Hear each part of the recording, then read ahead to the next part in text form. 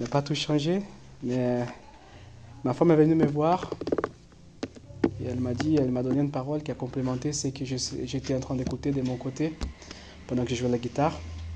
Gloire à Dieu. On va couler avec le Saint-Esprit. Amen. Est-ce que vous êtes prêts?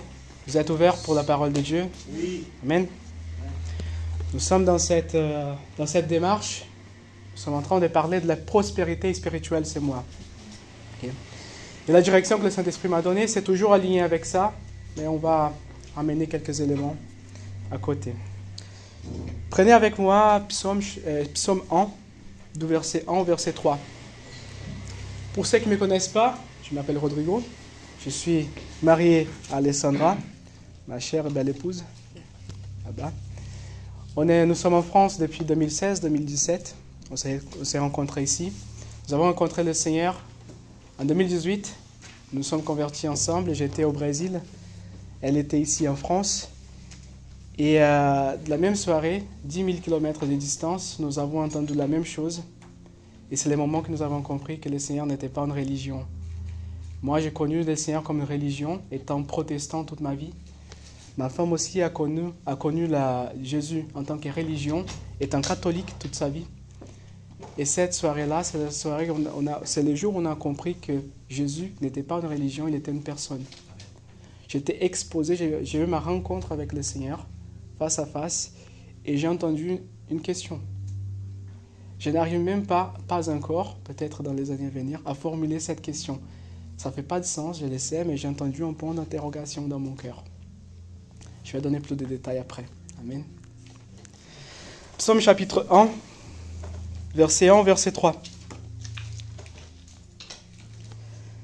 C'est notre texte de base, non seulement pour aujourd'hui, pour ce dimanche, mais pour tous les mois.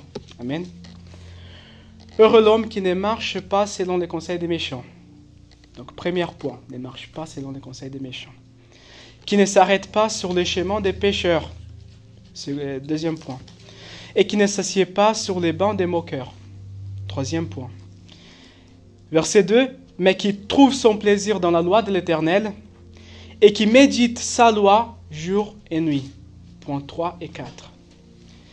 Voilà les résultats. Il est comme un arbre planté près d'un cours d'eau qui donne son fruit en son temps et dont le feuillage ne flétrit pas. Tout ce qu'il fait réussit. Je vous invite maintenant à prendre ces textes dans les sens inverses. On va commencer du verset 3. Tout ce qu'il fait réussit.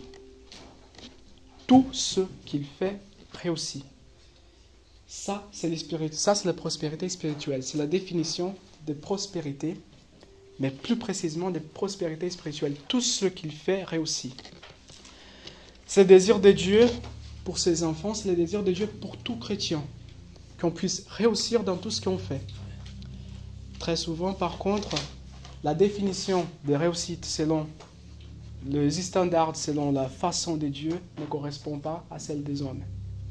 C'est pourquoi nous venons constamment à la parole, nous venons constamment à la source pour chercher ces renouvellements de l'intelligence, pour renoncer à nos propres convictions, pour boire de la source, de l'eau vive vraiment, et pour avoir à accéder à connaître, selon la définition de Dieu, ce qui est bon, ce qui est mauvais, ce qui est agréable, ce qui est parfait.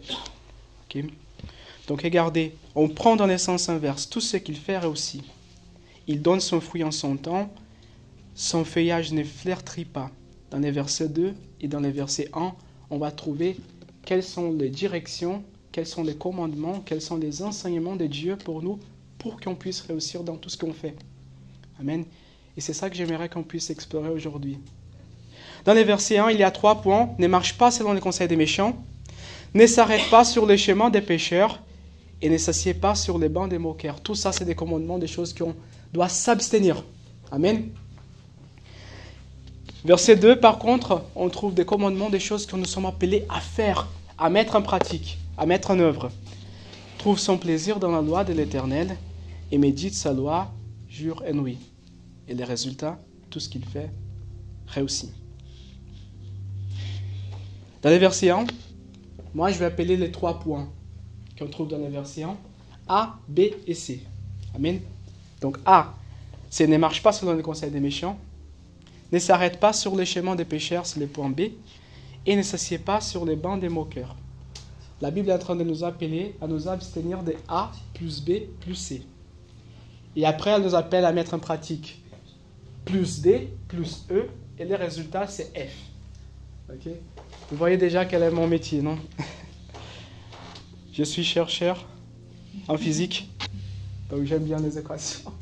Donc A plus B plus C, s'abstenir, plus D plus E, mettre en pratique, égale à F. Tout ce qu'il fait réussit. C'est ça qu'on va explorer aujourd'hui.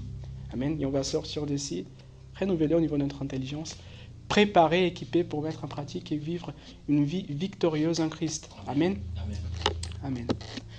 Lorsque la Bible nous appelle à s'abstenir des A, B et C, j'étais en train de réfléchir comment transmettre cette idée, de comment mettre ça, comment donner un exemple. Le Seigneur m'a dit cela. Toi, tu es marié à Alessandra, mon épouse. Donc moi, j'ai le statut homme marié. Amen. J'ai cette alliance-là qui dit à n'importe qui que moi, je suis un homme marié. Mais le Seigneur m'a dit, mais ça ne suffit pas. Le statut homme marié ne suffit pas. Il faut que le statut homme marié soit accompagné du comportement homme marié. Ce qui fait de moi un homme marié, ce n'est pas simplement du statut de l'alliance. C'est le fait que je me comporte tous les jours, jour après jour, depuis notre mariage, et même avant, comme un homme marié. Donc lorsque je fais ça, je suis en train de m'aligner au niveau de mes actes, au niveau de mes actions, avec les statuts que j'ai déjà. C'est pour ça que la Bible commence ici, verset 1, David, inspiré par le Saint-Esprit, commence à mettre les choses dans la bonne ordre. Voilà, c'est lui qui est prospère, c'est lui qui marche en prospérité, c'est lui qui marche en sainteté devant Dieu, il s'abstient de ces choses.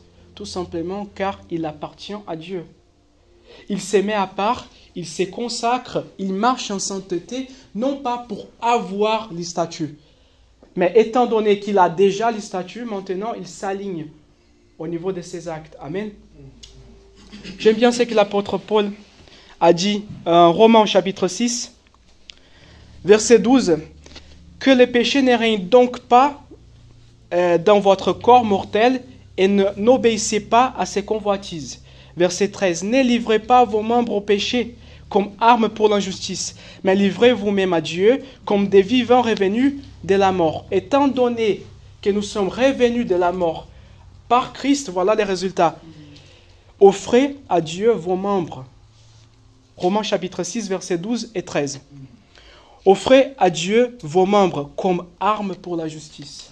Étant donné que je suis revenu de la mort à la vie avec Christ, maintenant j'offre les membres de mon corps comme des instruments de justice. Amen. Amen. Lorsqu'on est fait, nous sommes en train de nous aligner avec les statuts que nous avons. Cet statut en Dieu, ça s'appelle nouvelle créature. Nous sommes des nouvelles créatures, alors nous vivons comme des nouvelles créatures. Comme un homme marié vit comme un comportement, présente un comportement d'homme marié. Amen. Donc nous représentons les membres de nos corps comme des instruments de justice. Nous nous abstenons des choses qui ne sont pas liées avec notre statut, avec notre nouvelle nature. Là, nous avons parlé de A plus B plus C. Amen. Nous nous abstenons des choses qui ne sont pas pour nous, qui ne sont pas alignées avec notre nature. Et nous avançons maintenant au point D plus E. Amen. C'est le verset 2. Vous êtes avec moi? Oui. C'est pas compliqué comme équation, non? Mais qui trouve son plaisir dans la loi de l'Éternel et qui médite sa loi jour et nuit. Je me souviens juste après notre conversion, moi et ma femme, je suis arrivé en France 3 jours après. On était à la maison. Ça a tout changé dans notre vie, ça a basculé notre vie. Alessandra et moi, on vivait une vie complètement bouleversée. Notre style de vie était complètement bouleversé. On ne touchait pas des drogues très lourdes, mais on allait dans ce sens-là. On était déjà dans un niveau, on va dire, amateur avancé. Amateur avancé. L'alcool aussi était une réalité dans notre vie. Moi, j'ai compris ça après, mais j'étais dans le niveau addiction déjà, l'alcool. aussi. Et en gros, je regarde aujourd'hui, en regardant en arrière, je n'avais pas de futur. Je n'avais pas de futur. Être avec Alessandra, être marié avec Alessandra, avoir la dignité d'avoir établi une famille aujourd'hui, ce serait impossible d'imaginer ça, dans la situation, comment on vivait. Ces jours-là, soirée, septembre 2018, le Seigneur m'a donné une parole. En fait, Alessandra a reçu cette parole avant moi. J'étais en train d'aller dans une réunion avec des chrétiens fous qui entendaient Dieu, ils écoutaient Dieu. Ça, c'était du jamais vu pour moi, car je suis grandi dans l'église, mais dire que quelqu'un écoutait Dieu, qui parlait à Dieu, pour moi, ça, c'était de la folie. Quelques-uns ici ont déjà écouté mon témoignage. Bon, ça va faire la 10e fois pour vous, désolé. Cette soirée-là, je suis arrivé dans cette réunion. Pendant que je conduisais, en fait, j'ai reçu des messages d'Alessandra qui me dit « Ne te moque pas de moi, mais je pense que Dieu essaie de me parler. » Je suis dans ma chambre et je pense que Dieu essaie de me parler. Elle m'a donné un texte. Lis ce texte-là, je pense que c'est pour toi aussi. Luc 15, verset 19. D'accord. Je regarde son message, j'étais en train de conduire, j'étais déjà en retard. J'avais cette cousine, folle, qui écoutait Dieu. Il m'avait invité à cette réunion. Pour la 10e fois, elle m'avait invité. Donc avant de partir, donc je venais en France pour faire ma thèse. Je voulais rester au moins 3 ans, voilà, sans contact constant. Je me suis dit, je vais aller, voilà, comme ça, on reste dans de bons termes de notre relation, quoi. Je suis allé. Et je dis à Alessandra, écoute, c'est noté, mais je suis déjà en retard pour la réunion. J'arrive, je vais regarder ça après, etc., etc. Je te fais un retour. Il y a 5 heures d'écart entre le Brésil et la France, donc c'était déjà minuit en France. Je dis, vas-y, repose-toi, on en parle demain. J'arrive dans la réunion, je retrouve ma cousine. J'ai dit, écoute, Alessandra m'a envoyé ces messages, est-ce qu'on peut regarder les textes? Je ne savais pas comment manipuler la Bible, quoi. Elle commence à ouvrir la Bible, les responsables de la réunion arrivent. Elle a dit, écoutez, vous savez, nous organisons, c'est moi, chaque semaine, c'est une personne différente. Chaque semaine, quelqu'un porte la parole. Donc pour moi, voilà, pour moi, dans ma tête, c'était comme ça. Si les pasteurs écoutent Dieu, c'est déjà très bien. Vous voyez? Mais avoir un membre de l'église responsable de la réunion qui écoute Dieu, pour moi, ça, c'était de la folie. Cette personne arrive, c'était une jeune de l'église, comme ça. Elle m'a dit, écoutez, Dieu m'a donné cette parole-là depuis une semaine. Il m'a dit que c'est pour quelqu'un ici aujourd'hui. Ouvrez vos Bibles avec moi, Luc 15, 19. Et moi, étant ingénieur de formation à la base, avant, j'avais déjà mon master en aérodynamique, donc une mentalité très, très rationnelle. J'ai calculé la probabilité. Ce sont une coïncidence, bien sûr. 0,00003% des chances que ce soit une coïncidence. Et là, je ne prends pas en compte le contenu du texte. C'est exactement ce qu'on était en train de vivre, Alessandra et moi. Cette soirée-là, nous avons fait les passages de s'abstenir de A, B, C pour entrer dans D plus E. C'est la rencontre avec Christ qui change de vie. Ce n'est pas la connaissance, ce n'est pas la religion, c'est la relation. Cette soirée-là, on n'a pas tout connu de Dieu, mais on a connu Dieu. Amen. On a rencontré Dieu cette soirée-là. Cette soirée-là a changé notre histoire car nous avons commencé à désirer les choses de Dieu. Amen. Les choses de Dieu avaient un nouveau goût. Ce n'était pas une obligation. C'était pas une obligation. C'est comme si on trouvait l'essence pour laquelle on était né. J'étais créé pour ça. Vous voyez? Lorsqu'on fait quelque chose qui nous plaît, lorsqu'on trouve notre identité, là, je ne suis pas en train de créer une version, comment dire, en beauté, comment dire, décorée, voilà, exagérée. Il y a des défis, il y a des difficultés, il y a ces combats contre la chair. Mais lorsqu'on s'expose aux choses de Dieu, après avoir cette rencontre avec Christ, ça change quelque chose. Voilà comment David a écrit ça. Il trouve son plaisir dans la loi de l'Éternel. La loi de l'Éternel, maintenant, c'est plus quelque chose qui vient de l'extérieur pour imposer à l'intérieur. Mais ça part de l'intérieur et ça se manifeste à l'extérieur. Amen. L'Ancien Testament, nous avons la loi de Moïse qui essayait d'imposer de l'extérieur vers l'intérieur. La loi de Christ une loi supérieure, selon Hébreu, elle vient changer quelque chose à l'intérieur pour que ça puisse sortir de l'extérieur. C'est pour ça que nous avons besoin de cette rencontre avec Christ, de cette rencontre avec Dieu d'abord. C'est pour ça que Dieu a envoyé Jésus, pour faire quelque chose qu'on n'était pas en mesure de faire par nos propres moyens. Une fois que nous avons passé par ces chemins, maintenant, nous sommes pleinement équipés pour trouver ce plaisir dans la loi de l'Éternel. Car maintenant, elle vit dans ton cœur. Amen. Nous commençons ces chemins, qui est dans les milieux chrétiens, on utilise très souvent le terme sanctification. Marcher en sainteté. C'est quoi marcher en sainteté? Je prends encore des mots de l'apôtre Paul, Romains chapitre 12.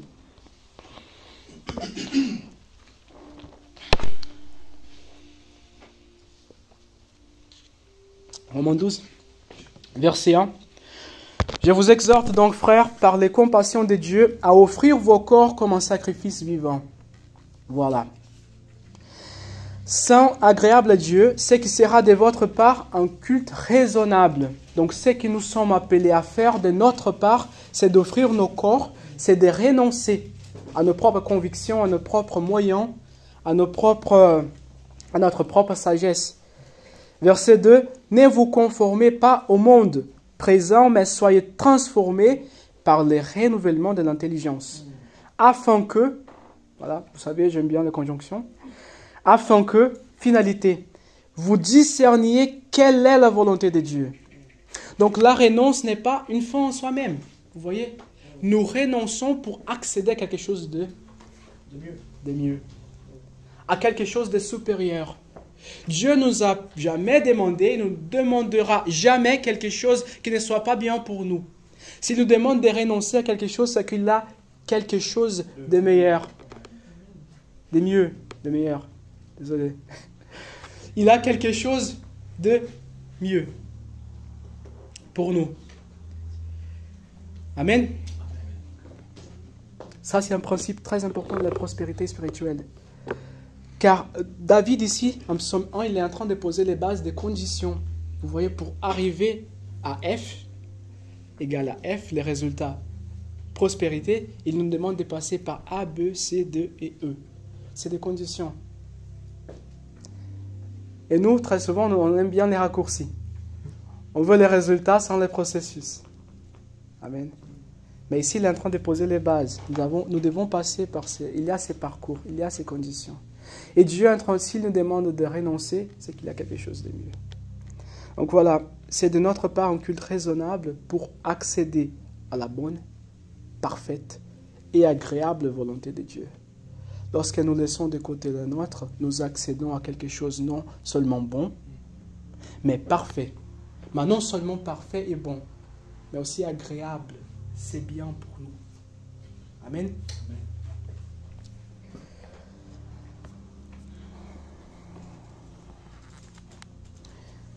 Dans ce qu'on appelle le schéma de sanctification, on commence à chercher les choses de Dieu, car les choses de Dieu maintenant nous donnent plaisir.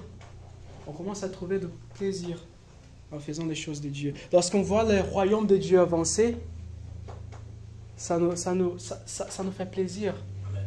Amen. On trouve notre bonheur. Lorsqu'on voit une vie changer, lorsqu'on voit quelqu'un qui n'arrivait pas à dormir bien depuis 2 ans, qui après une prière à sa première nuit de sommeil, ça c'est énorme pour nous. Ça nous rend heureux car ça rend Dieu heureux. Amen. Ça nous fait plaisir car ça fait plaisir à Dieu d'abord.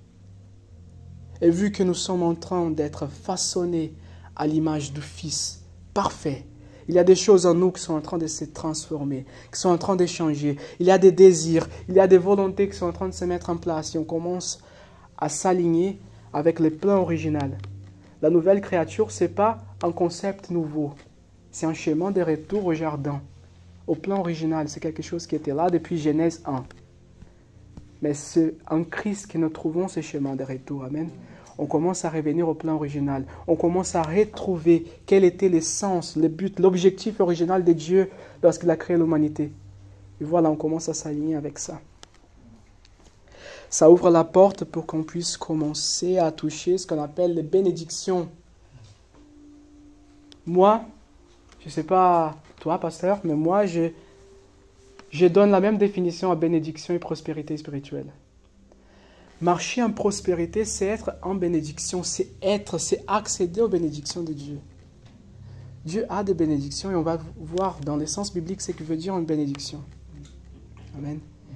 Mais vivre, marcher en prospérité, c'est marcher, c'est vivre sous les bénédictions de Dieu. Bien sûr, on vient de voir, il y a les points, les conditions qu'on doit remplir, car c'est bien pour nous, pour qu'on puisse vivre et rester dans cette position. Amen. J'aimerais prendre quelques exemples dans la Bible. Je vais diviser mes exemples en deux groupes. Un groupe qui a mis en pratique A plus B plus C plus D plus E, et un groupe qui pas forcément. Soit ils ont commencé bien, ils ont changé de stratégie, de schéma, soit ils n'ont pas du tout fait ça. Ça ne couvre pas tous les exemples dans la Bible, mais c'est aussi un petit teaser. Comme ça, vous pouvez passer le reste de la semaine en train de chercher des autres. Amen. Dans le premier groupe, j'aimerais mettre Joseph, Daniel et Isaac. Okay. Dans le deuxième groupe, j'aimerais mettre Abraham, en Genèse 12, car après il a changé. Donc je vais voilà, pas les très bons exemples d'Abraham. Je vais mettre aussi Samson. C'est comme ça qu'on dit en français? Ouais. Et je vais mettre aussi Salomon, les fils de David. Donc dans le premier groupe, Joseph, Daniel et Isaac. Et dans le deuxième groupe, Abraham, Samson et Salomon. Okay. Commençons par Joseph. Prenez avec moi Genèse, chapitre 39, verset 1. Je vais lire de verset 1 au verset 6.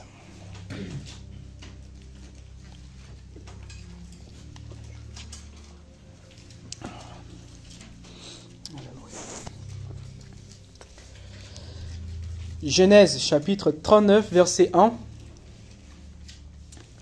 Dit comme ça.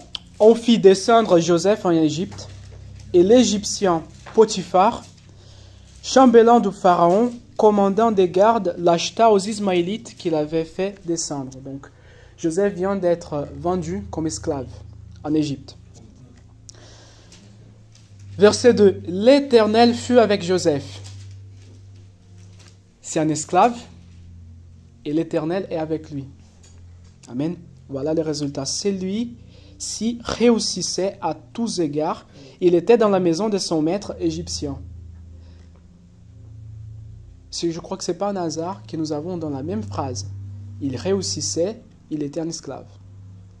Il réussissait malgré le fait qu'il était un esclave. Donc là, on commence déjà à confronter les définitions de prospérité selon le monde. Car le monde, très souvent, va associer à une position de pouvoir, à une position d'autorité, à une position d'influence. Mais pas Dieu. Joseph est un des exemples majeurs dans la Bible de prospérité spirituelle. Et pourtant, il était un esclave. Il était dans la maison de son maître égyptien. Verset 3, son maître vit que l'Éternel était avec lui. C'était visible.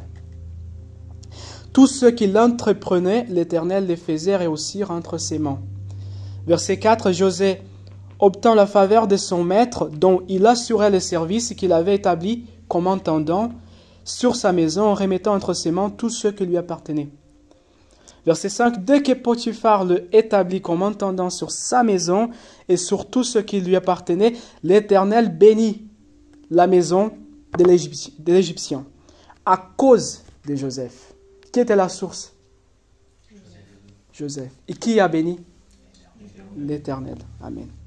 Et la bénédiction de l'Éternel reposa sur tous ceux qui lui appartenaient, aussi bien dans la maison qu'au champ. Il abandonna entre les mains de Joseph tout ce qui lui appartenait, et avec lui, il ne s'occupait plus de rien. Voilà, il a pris avantage. Sinon de la nourriture qu'il mangeait. Or, Joseph était d'une très grande beauté. Et là, il va introduire après la tentation que Joseph a fait face. Joseph, c'est un grand exemple, comme j'ai dit. nous avons aussi Daniel. Daniel aussi, il a été vendu comme un esclave. C'était après l'invasion de Babylonie en Israël. Il a été vendu comme un esclave. Et la Bible nous dit aussi, Daniel chapitre 1, je lis rapidement, verset 8. Daniel résolut de ne pas se souiller par les mets du roi et par les vents dont les rois buvaient. Il supplia les chefs des eunuques, c'est les responsables, de ne pas l'obliger à se souiller. Dieu fit trouver à Daniel faveur et compassion devant les chefs des eunuques. Ici, c'est Daniel qui décide de s'abstenir des A plus B plus C. Vous voyez? Il était en Babylonie, il était entouré, il était dans la nation la plus idolâtre de l'histoire de l'humanité. Il a décidé de ne se pas laisser contaminer. Il a décidé de s'abstenir. Il savait qui il était, il savait quel Dieu il servait, et c'est pourquoi il a décidé de s'abstenir. Il n'a pas décidé de s'abstenir pour devenir. Il a décidé de s'abstenir car il savait qui il était déjà. Amen. Et nous voyons les résultats. Donc même au verset 17, Dieu accorda à ces 4 jeunes, Daniel et ses amis, gens de la science, du discernement dans toutes les lettres de la sagesse. Et Daniel expliquait toutes les visions et tous les rêves. Je vous invite à lire les livres de Daniel. C'est vraiment étonnant, c'est super. Nous voyons comment Dieu a travaillé à travers cet esclave et comment il a passé de la position d'esclave jusqu'à la position de gouverneur après. Amen. Donc dans cet exemple, vous avez déjà compris, c'est les exemples positifs. C'est les gens qui ont mis non pas seulement en action ce qu'on doit s'abstenir, mais ils trouvaient aussi leur plaisir dans la loi de l'Éternel. Ils méditaient, ils gardaient, ils s'alignaient, ils s'accordaient avec ce qui était paisible, ce qui plaisait au cœur de Dieu. Voilà. Nous, les étrangers, vous savez, à chaque fois qu'on ne trouve pas la traduction, on a toujours 3-4 chemins alternatifs au côté pour passer. Donc voilà, ils trouvaient leur plaisir dans ce qui plaisait Dieu aussi. Pareil pour Isaac, en Genèse 26, vous connaissez déjà, la Bible parle que son niveau, il était dans la terre de la sécheresse. Lorsque Dieu a donné la promesse, il a dit, ne partez pas de la terre de la sécheresse, car vous allez prospérer. Ne partez pas de cet endroit de nécessité, car je vais vous faire prospérer. Vous voyez la contradiction? Restez dans la terre de la sécheresse et vous allez prospérer. La Bible dit qu'il a prospéré à un niveau que ses voisins regardaient, ils ne les comprenaient pas, ils étaient jaloux, ils ont même demandé qu'il puisse laisser la terre, partir de cet endroit-là. Car son niveau de prospérité est arrivé à ces points de jalousie. 26. Genèse 26. Dans le deuxième groupe, donc on retrouve Abraham en Genèse 12, Samson et Salomon. Je prends l'exemple d'Abraham. Abraham en Genèse 12, il reçoit la promesse. C'est la promesse qu'on va voir son accomplissement après en Jésus lui-même. Ok? Prenez avec moi, on va prendre le texte. Genèse chapitre 12.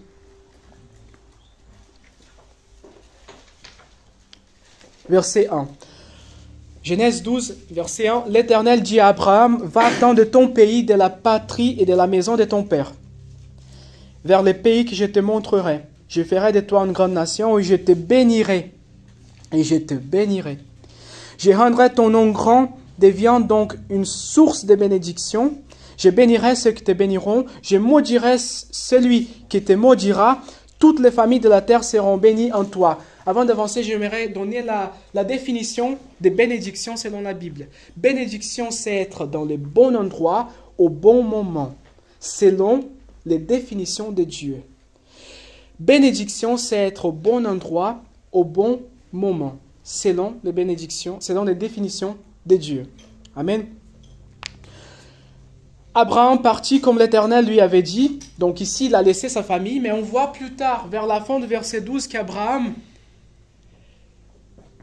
lorsqu'il a fait face à un moment, à une saison de sécheresse, de nécessité dans sa vie, qu'est-ce qu'il a fait? Il est descendu en Égypte. Car Égypte, c'était la terre de provision, c'était la terre de bénédiction, selon les standards, selon les définitions des hommes. C'était la terre de la prospérité. Amen. Donc c'est comme aujourd'hui, on voit ces flux énormes de gens qui viennent soit en Europe, soit en Amérique. Car c'est les terres de prospérité. C'est là où on peut vivre en prospérité. C'est là où on peut grandir. C'est là où on peut réussir. Donc Abraham a fait ça. Donc il a reçu la promesse de Dieu. Dieu a dit, moi je serai ta source de bénédiction. Et juste après avoir reçu cette promesse, il descend en Égypte pour chercher d'une autre source cette prospérité. Les résultats, une malédiction est tombée sur les Égyptiens. Abraham trouve en lui-même, dans sa vie, dans son chemin, dans son parcours des difficultés, mais il devient aussi une source de malédiction pour les autres. Il pourrait être une source de bénédiction pour les autres. Regardez le verset 2. « Je ferai de toi une grande nation, je te bénirai, deviens donc une source de bénédiction. » Et lorsqu'il n'obéit pas à Dieu, il devient une source plutôt de malédiction. Au contraire, lorsqu'on regarde l'exemple de Joseph, la Bible dit qu'il a été fidèle, qu'il était sur la bénédiction de Dieu. Lorsque nous sommes sur la bénédiction, c'est comme si on retrouve ces chemins de retour vers les jardins, comme j'avais dit. Avant la chute, avant que le péché fasse ce qu'il a fait, que le péché casse ce qu'il a cassé. Avant la nature pécheresse, l'homme s'est trouvé en contact direct, relation avec Dieu, face à face.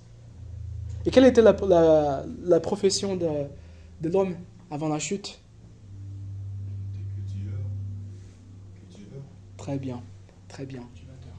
Cultivateur. Il travaillait les jardins. Et la Bible dit qu'il tout poussait. Il avait de la prospérité, car la bénédiction de Dieu était là. Il avait des fruits, car la bénédiction de Dieu était là. Voilà notre sens, notre définition de bénédiction. Être fructifié. Porter beaucoup de fruits dans tout ce qu'on fait. Merci, Prégma. Voilà. Porter beaucoup de fruits dans tout ce qu'on fait. Lorsque nous sommes dans une position de bénédiction, la terre collabore avec l'effort de nos mains. Amen. Dans la nature pécheresse, nous sommes tellement habitués avec ça, avec les difficultés de la chair, que pour nous c'est normal de faire beaucoup d'efforts pour avoir très peu de résultats. On appelle ça le normal. Pour nous, ça devient normal. On fait beaucoup d'efforts pour avoir peu de résultats et on continue comme ça. Laisse-moi te dire qu'un Christ, ça c'est pas les plans de Dieu. Laisse-moi te dire qu'un Christ, ça c'est pas le normal pour nos vies. Laisse-moi te dire qu'il y a quelque chose de supérieur, de mieux de la part de Dieu pour vous. Il y a une façon de vivre différente de la part de Dieu, supérieure. Accéder à cet endroit de bénédiction, vivre sur la bénédiction, veut dire la terre collabore. Lorsqu'on fait des efforts, et là je souligne, on doit toujours faire des efforts, mais maintenant la terre collabore. Juste après la chute de l'homme en Genèse 3, Dieu a maudit la terre à cause du péché de l'homme. Elle a dit, la terre va résister au travail de tes mains, à cause de la nature pécheresse. Alors si Christ a porté la nature pécheresse sur la croix, en annulant en lui-même toutes les malédictions, tous les poids du péché, nous pouvons maintenant retrouver ces chemins de retour vers les jardins, revenir à cette position de bénédiction et voir, une fois que nos volontés, nos désirs sont alignés avec ceux de Dieu, voir les fruits de nos mains porter, non pas des fruits, mais beaucoup de fruits. Amen. Amen.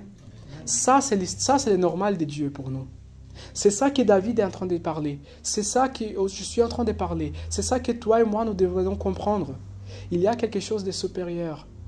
Vivre avec Christ et croire en Jésus, ce n'est pas seulement quelque chose qu'on fait aujourd'hui et qu'on accédera aux bénéfices dans le futur. Ils sont là déjà.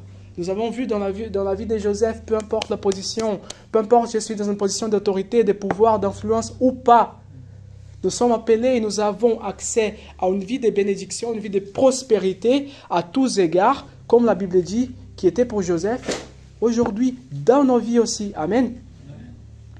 Amen. Amen. Amen.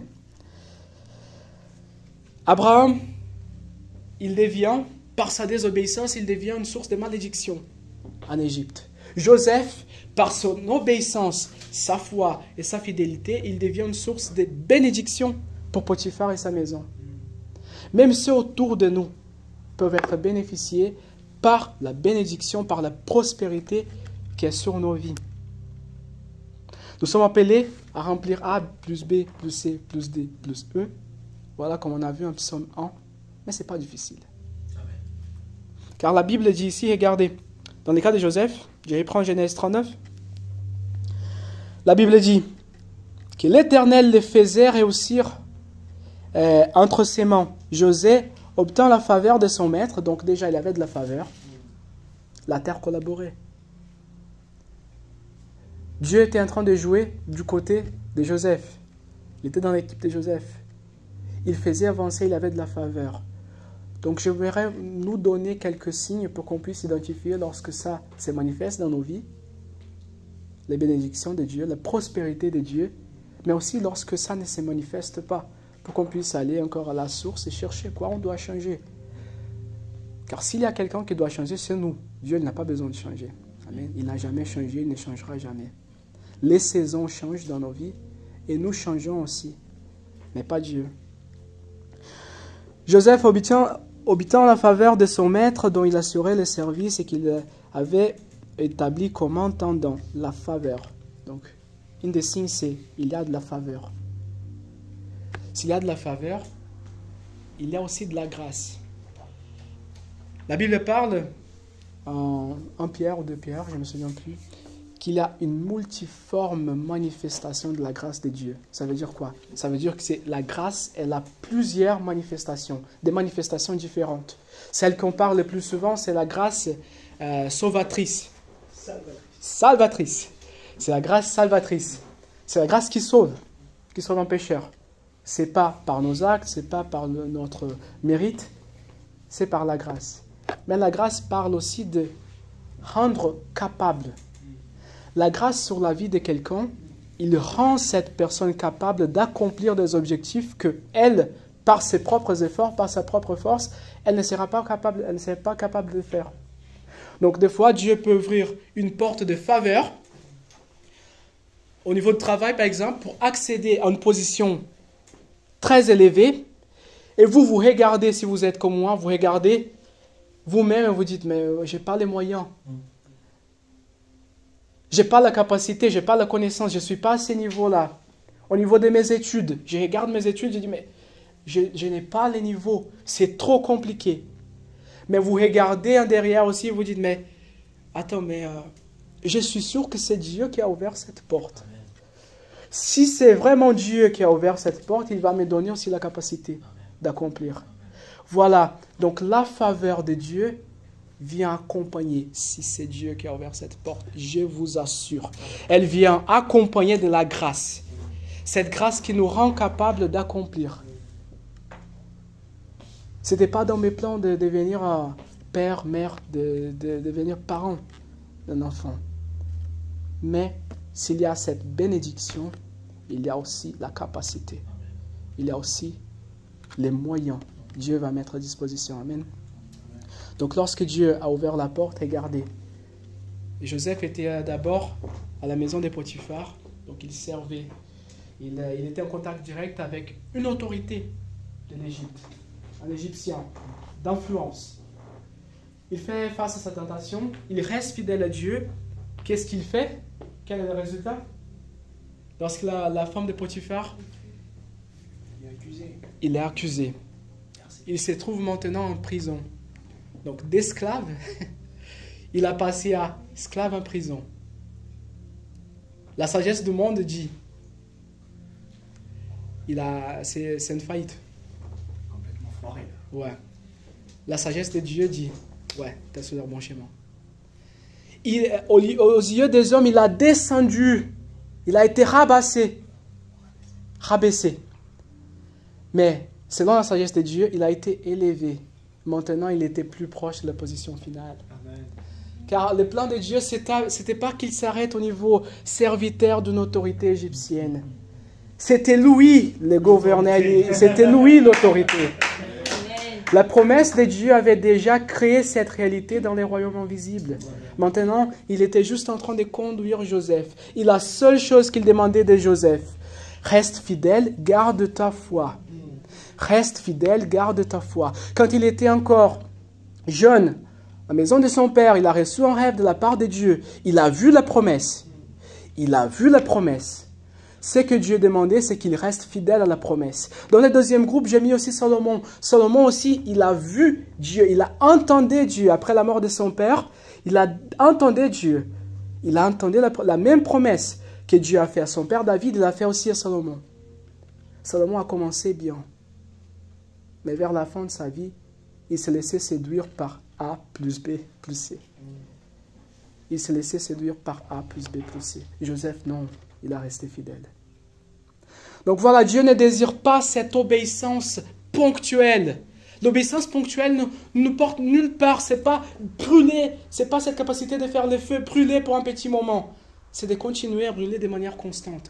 Même que pas avec cette intensité qu'on allait brûler pour un petit moment. Mais être constant comme Joseph. Joseph, il a essayé aussi de trouver des moyens de sortir de prison. Bien sûr, on ne veut pas rester dans cette situation. Mais il avait un temps kairos. Il avait un temps de Dieu à accomplir dans ça. La Bible nous dit, Hébreux 12, chapitre 12, verset 7, qu'il faut accueillir les difficultés comme une discipline de la part de Dieu. Aucun enfant, lorsqu'il est discipliné, il ne trouve pas plaisir dans cette discipline. Mais après, elle porte des fruits de justice. La Bible dit, si nous avons respecté nos parents naturels, si nous avons obéi à nos parents naturels, à combien plus forte raison, les pères des esprits. Lui, il sait l'objectif, le but final de cette discipline. Donc Dieu savait ce qu'il travaillait avec Joseph. Je ne sais pas quelle est la situation difficile que vous avez déjà fait face ou que vous êtes en train de faire face aujourd'hui. Laisse-moi te dire une chose. Si Dieu a ouvert la porte, si Dieu a donné de la faveur, Dieu a aussi donné de la grâce. Et lorsqu'il donne de la grâce, ça veut dire qu'il y aura aussi des responsabilités associées. Regarde qu'il y avait beaucoup de responsabilités sur Joseph. Il était responsable de toutes les possessions et l'administration des biens de Potiphar. Tout était sur son contrôle. C'était beaucoup de responsabilités. Donc mettez-vous à la place de Joseph. Essayez d'imaginer cette position. Essayez d'imaginer ça. Mais Joseph avait Dieu. Amen. Joseph avait la grâce. Amen. Joseph avait les moyens. Joseph avait la capacité. Vous aussi, nous avons les moyens. Amen. Nous avons la grâce. Amen. Nous avons la capacité. Amen. Nous pouvons accomplir. Si Dieu a ouvert la porte, il va rester fidèle jusqu'à la fin. Ma question pour vous, c'est, est-ce que vous allez rester fidèle jusqu'à la fin? Nous allons rester fidèles jusqu'à la fin. Amen. Est-ce qu'on peut dire ensemble, nous allons rester fidèles jusqu'à la fin? Seigneur, nous allons rester fidèles jusqu'à la fin. Amen. J'aimerais finir avec cela.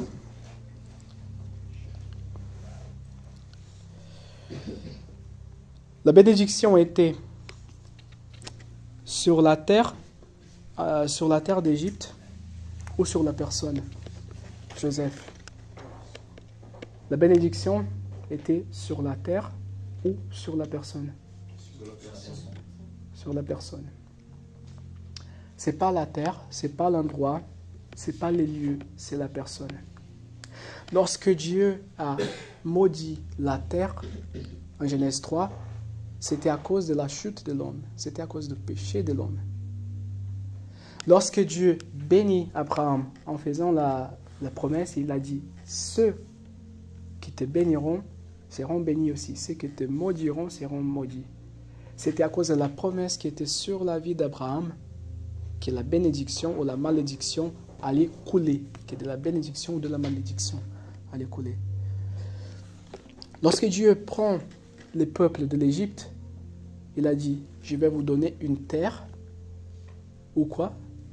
Vous vous rappelez le terme qu'il Dieu a dit? Voilà, ça veut dire une terre bénie. Une terre avec des provisions, une terre prospère.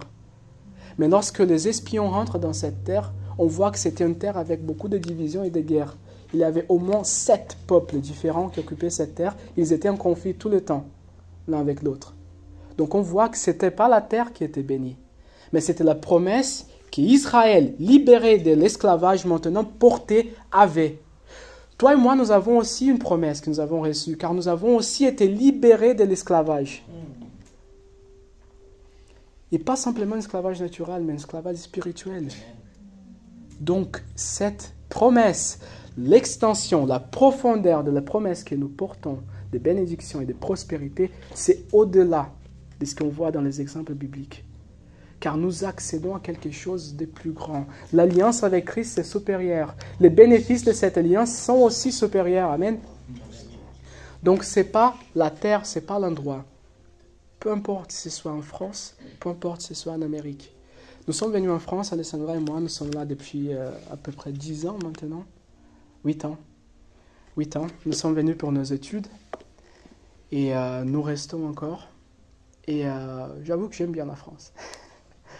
Je suis brésilien d'origine.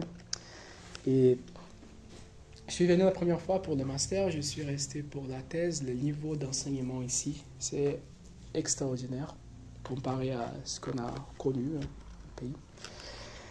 Donc il y a beaucoup de bénéfices. Mais un jour, le Seigneur m'a confronté. Et je crois qu'il a confronté aussi ma femme. Il a dit, et si je vous demande de partir demain? Partir où, Seigneur? Aux États-Unis? Non, si je vous demande par exemple d'établir vos vies en Afrique, par mission. Et en ce moment, je n'ai pas réussi à formuler une réponse. Alors c'était choquant. Seigneur, tu pourrais nous demander ça? Et après, j'ai compris.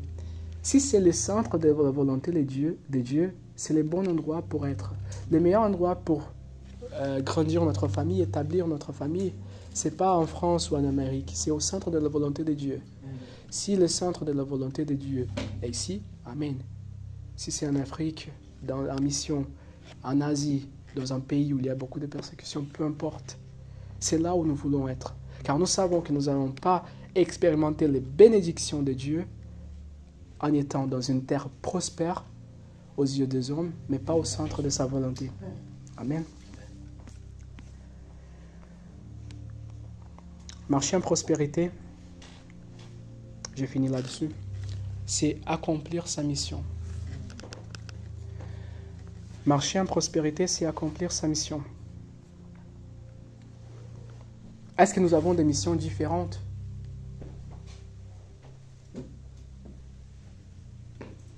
C'est une vraie question.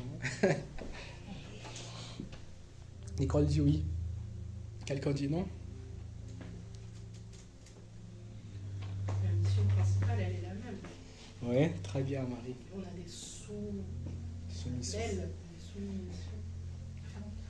Très bien, j'aime bien vos réponses. Amen.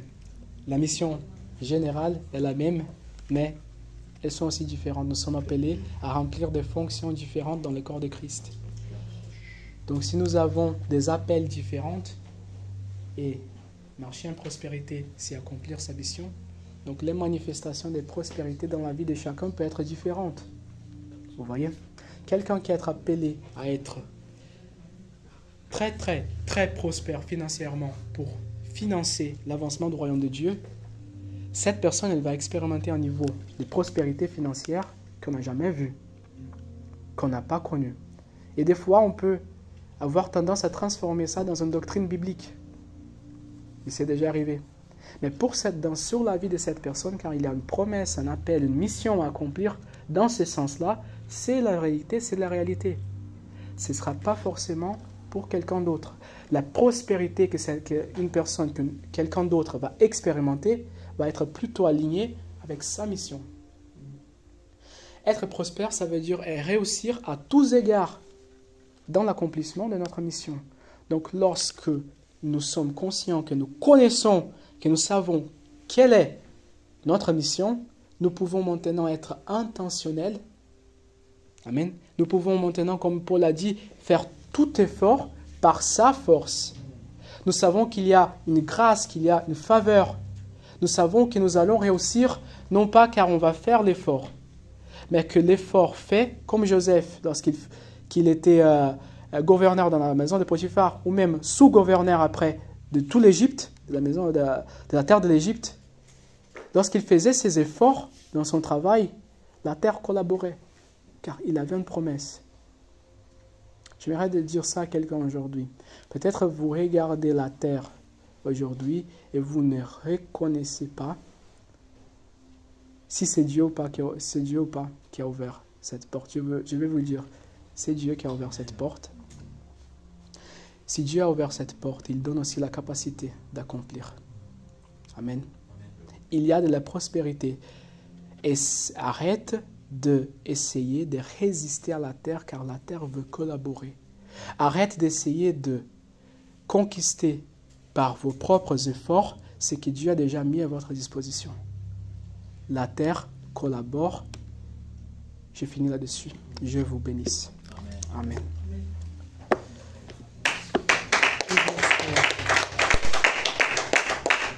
J'aimerais qu'on puisse prier sur ces sujets ensemble, sur cette dernière parole.